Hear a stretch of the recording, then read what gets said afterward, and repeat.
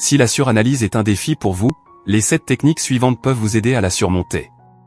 Commençons par la *** règle de la première brique ***, qui permet de démanteler la structure mentale de la suranalyse, comme on retire la pierre angulaire d'un bâtiment. L'objectif est d'identifier les déclencheurs de la suranalyse, comme des situations ou des tâches spécifiques qui provoquent de l'anxiété, comme identifier un robinet qui fuit chez soi. Une étude de cas illustre ce phénomène avec Ria, qui a constaté que sa suranalyse devenait plus prononcée lors de réunions professionnelles. En identifiant la cause, elle a pu gérer efficacement son processus de pensée. La deuxième méthode est la méthode de la comparution à la barre, basée sur le questionnement socratique. Cette technique encourage l'introspection, comme au tribunal. Lorsque votre esprit s'emballe face à des situations hypothétiques qui ne se sont pas encore concrétisées, adoptez le rôle d'un avocat qui vous défend contre des pensées irrationnelles. Cela peut vous aider à reconnaître l'improbabilité potentielle de la matérialisation de vos peurs et à réduire l'anxiété inutile. La technique suivante, la ** technique CBC de désencombrement cérébral ***, s'attaque à la surcharge d'informations, un catalyseur fréquent de réflexion excessive. En rationalisant l'information que vous consommez et en vous concentrant uniquement sur l'essentiel, vous pouvez atténuer la surcharge cognitive. La quatrième approche comprend un ensemble de * 15 techniques supplémentaires ***, dont les essais cliniques ont prouvé qu'elles réduisent la réflexion excessive de 35%. L'intégration de quelques-unes de ces techniques à votre routine quotidienne peut apporter des bénéfices significatifs. Voici la * technique d'ancrage 5,4,3,2,1 ***. Souvent utilisée dans les environnements stressants comme les hôpitaux, cette méthode aide à apaiser l'esprit. Le principe est de s'ancrer dans le présent en identifiant 5 choses que l'on voit, 4 que l'on touche, 3 que l'on entend, 2 que l'on sent et 1 que l'on goûte. Cet exercice peut aider à réguler le rythme cardiaque et à réduire l'anxiété. Poursuivons avec la * technique turbo de 2 minutes * pour mettre fin au cycle de pensée rapide.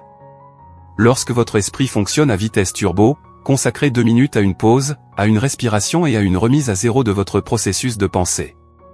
Cette brève intervention peut atténuer la rumination et vous aider à retrouver votre clarté mentale. La 6e technique, le * principe du premier palais ***, cible la procrastination et la réflexion excessive. En privilégiant l'action immédiate plutôt que de ruminer des pensées négatives, vous pouvez briser le cycle de l'hésitation et progresser vers vos objectifs. Enfin, la dernière méthode que j'appelle le * nommer et apprivoiser * vous permet d'étiqueter vos pensées excessives. En reconnaissant vos pensées dès qu'elles surgissent et en les catégorisant, vous pouvez apprivoiser les pensées incontrôlables et ainsi mieux contrôler vos processus mentaux. Ces méthodes sont simples mais efficaces. L'intervenante évoque ses expériences personnelles avec quelques techniques, soulignant l'importance d'identifier les déclencheurs grâce à la conscience de soi, comme le constat que la consommation de caféine a exacerbé sa propre anxiété. En résumé, les stratégies évoquées peuvent faciliter une meilleure compréhension de vos schémas de pensée, vous permettant ainsi de gérer, à terme, de réduire efficacement la suranalyse. En appliquant des techniques telles que l'identification des déclencheurs, l'introspection, la réduction de la consommation d'informations, la pratique d'exercices d'ancrage ou l'action immédiate, vous pouvez démanteler le processus de suranalyse et favoriser un esprit plus calme et plus concentré. Commencez à raconter des faits à votre cerveau, posez-lui des questions comme « Quelle preuve avez-vous » Par exemple, Arjun, un jeune garçon intéressé par la création de vidéos YouTube, souffrait de timidité et de suranalyse. Il était prisonnier de pensées négatives, craignant les moqueries, ce qui le conduisait à l'inaction. Cependant, il a commencé à interroger son cerveau avec des affirmations factuelles. Il a reconnu que de nombreuses personnes créaient des vidéos et que son contenu pouvait également être utile, notamment dans le domaine du fitness. Prendre conscience que même un contenu apparemment médiocre était vu a contribué à réduire sa suranalyse. Ce processus est lié au questionnement socratique, dont les études montrent qu'il peut réduire la rumination et les pensées négatives, notamment dans le cadre de la thérapie cognitivo-comportementale, TCC. En se demandant logiquement si ces vidéos intéresseraient vraiment les gens, Arjun a trouvé une clarté qui a atténué ses angoisses. La 3e méthode pour lutter contre la suranalyse, appelée « désencombrement cérébral » (DBC) ou « détox numérique », met l'accent sur la nécessité de gérer l'information. Tout comme un réfrigérateur surchargé peut entraîner la détérioration des aliments, surcharger le cerveau d'informations peut engendrer des distractions. Une jeune fille qui se surmenait en raison d'une consommation constante d'informations a réduit sa consommation numérique, se concentrant sur des contenus de qualité qui la motivaient plutôt que de l'angoisser. Ce changement lui a permis de surmonter sa suranalyse.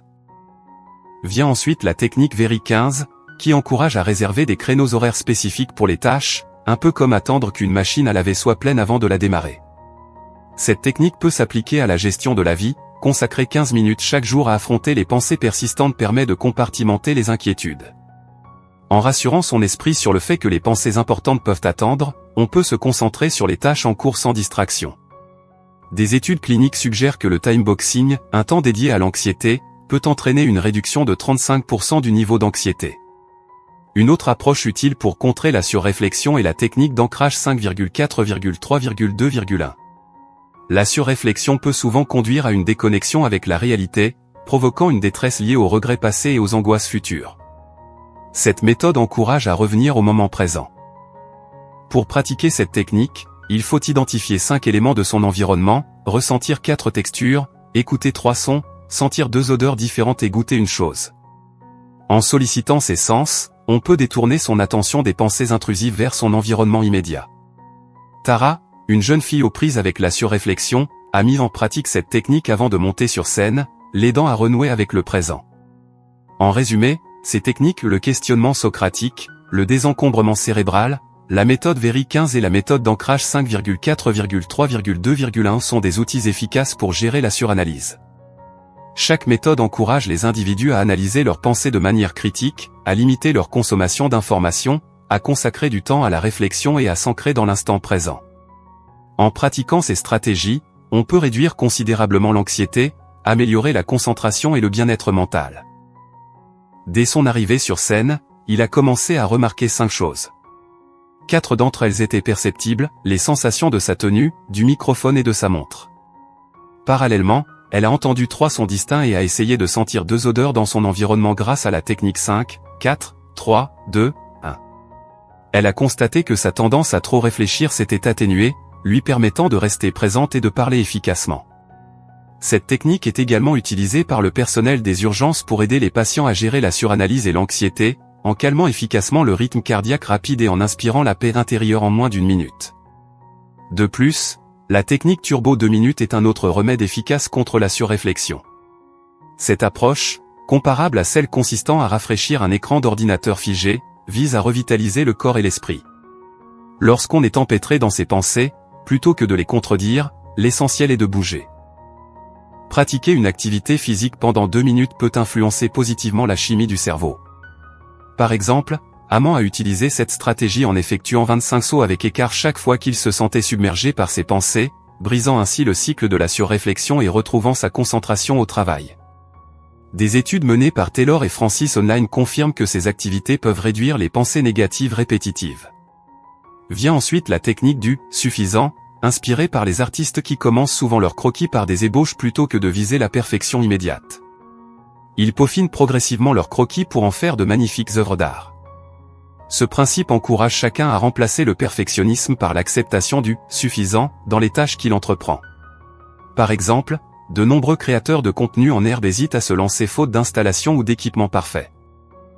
Pourtant, accepter l'imperfection permet de progresser plutôt que de stagner. Cela s'apparente au principe du « premier pancake », où les premières tentatives sont souvent ratées.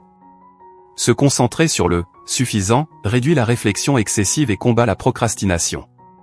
La technique, nommée et apprivoisée, est une méthode complémentaire précieuse pour minimiser la surréflexion. Elle consiste à étiqueter ses pensées pour s'en distancier. Tout comme on porte un badge pour se distinguer dans la foule, on peut se détacher des étiquettes négatives telles que « je suis quelqu'un qui réfléchit trop ». En recadrant ses pensées, par exemple en disant « je pense que je pourrais échouer », on dissocie son identité de ses émotions. Cette séparation peut réduire considérablement la tendance à trop réfléchir et favoriser une meilleure compréhension de ses émotions. L'expérience personnelle influence l'efficacité de ces techniques. L'intervenante revient sur l'utilisation de la règle de la première brique pour décomposer les tâches, qui a efficacement atténué la surréflexion. La technique d'ancrage 5,4,3,2,1 a également permis des moments de calme, même en période d'anxiété, tandis que diverses méthodes ont contribué à une réduction globale de la surréflexion.